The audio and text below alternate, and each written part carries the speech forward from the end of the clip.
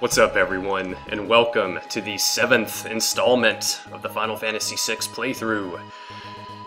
This episode is a pretty short one, and it's going to be it's going to be all about meeting the illustrious leader of the Returners.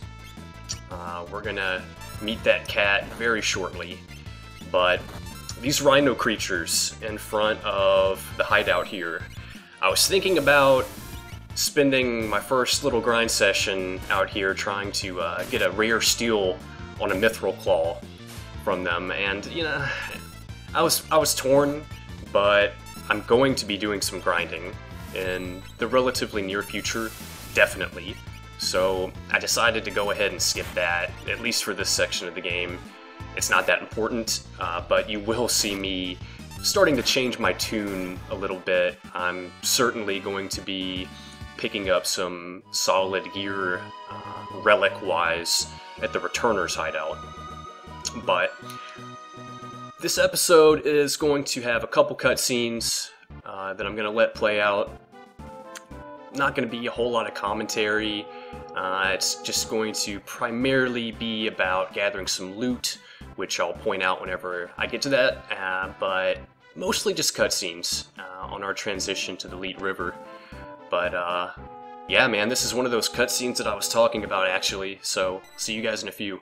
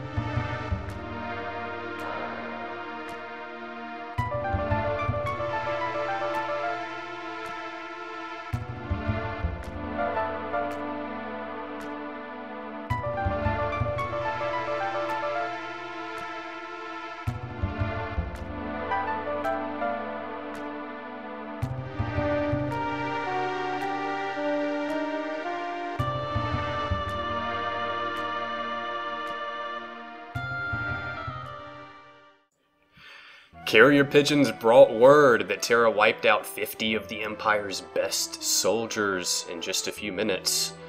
However, she's still their last ray of hope, at least according to Bannon.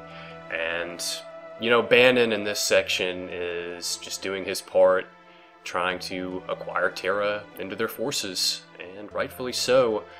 I really love the dialogue from some of the party members in this section, where I'm just sort of walking around trying to gather treasure, trying to recall where everything is.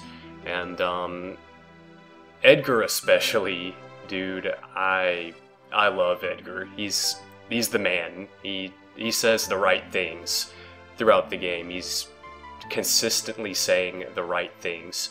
That Air Lancet, that's gonna be a nice little upgrade for Edgar. True Knight, I don't think I'm going to be equipping that on anyone as of yet, but that will be something that could possibly come in handy. I've never been a big user of that, to be honest. I don't set up too many defensive type characters. This White Cape, though, that's definitely going to come in handy. It's a big status element, immunity relic. It makes you immune to a couple different things. I'm not quite sure off the top of my head. I think it's Mute and Imp. If I'm not mistaken, Mute and Imp? That sounds right to me. I don't think I'm going to be muted or imped in the next section. Possibly muted. Actually, yeah, muted. I think I'm going to get muted in the next section. There's a boss coming up, and he either has a blind or a mute or both. I'm a little rusty on that. But here we go, man. Sabin, You know, he's looking out for his bro here, and he's just, I mean, he's not wrong. Edgar is a good dude.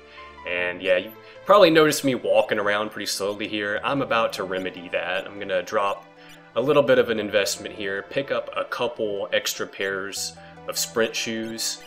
That's gonna come in super handy here in a little while, as you'll see. But that's about it for the shop. I'm gonna go ahead and hook up those sprint shoes so I can speed this up just a touch.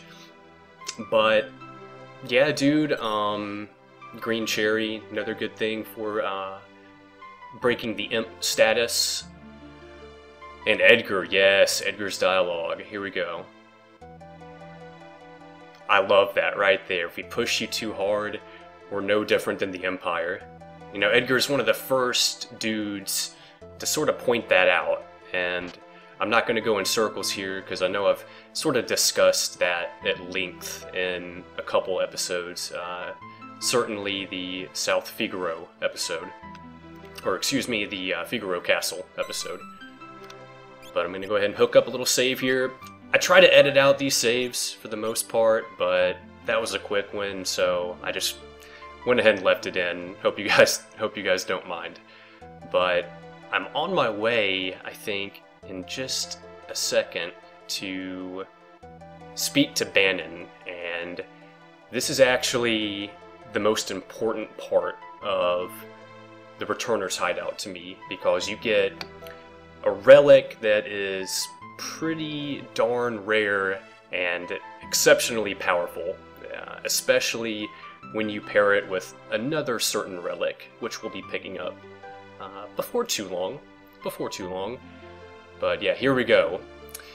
He asks if you want to become their last ray of hope, and if you decline him 3 times, you get a special item. If you accept on the first time, I believe you get a gauntlet. I think you can get, I think there's one other item, if I'm not mistaken, depending on your the decision that you make. I could be wrong there, but the the important thing is to decline 3 times. And here we go. I'm gonna cut out for just a touch, guys. Be right back.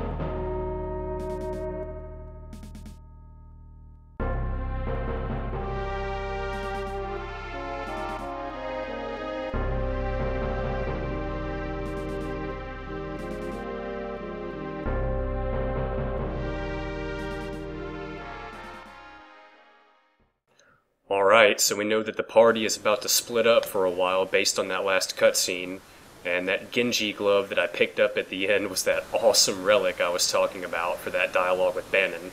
But I'm out of here for now, guys. See you on the next one.